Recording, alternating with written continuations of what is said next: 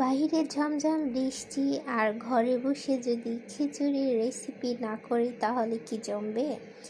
চলুন দেখে আসি আজকে কিভাবে আমি খিচুড়ি রান্না করেছি। তো একদমই সিম্পলভাবে রান্না করেছি, আশা করছি আপনাদের কাছে ভালো লাগবে। আর ভালো লাগলে অবশ্যই আমার চ্যানেলটা সাবস্ক্রাইব করবেন। তো প্রথমে এখানে আমি চাল এবং ডাল একত্রে নিয়ে নিলাম, এটা ভালোভাবে আমি পরিষ্কার করে নেব। তারপর এখানে দিয়ে দিব আদা রসুন কুচি, পেঁয়াজ কুচি এবং পরিমাণ মতো যে কোনো সবজি আপনারা নিতে পারেন। আমি আলু নিয়ে নিয়েছি।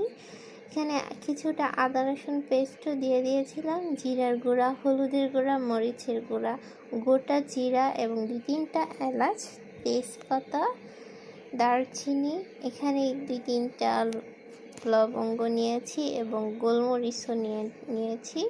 তারপরে স্বাদ মতো লবণ নিলাম, তেল দিলাম। তারপর সব কিছু খুব ভালোভাবে হাতে মাখাতে হবে। অবশ্যই এটা হাতে মাখিয়ে নেবেন, কারণ হাতের মাখা জিনিসের স্বাদ কিন্তু একদমই অন্যরকম।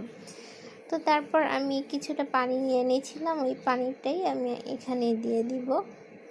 আর যেহেতু এটা ভাতের চাল, সেক্ষেত্রে পানিটার পরিমাণ একটু বেশি দিতে হবে। তারপরে এখানে আমার কাছে ছোলা ছিল, তো এই জন্য আমি এটা দিয়ে দিয়েছি, আপনারা চাইলে স্কিপ করতে পারেন।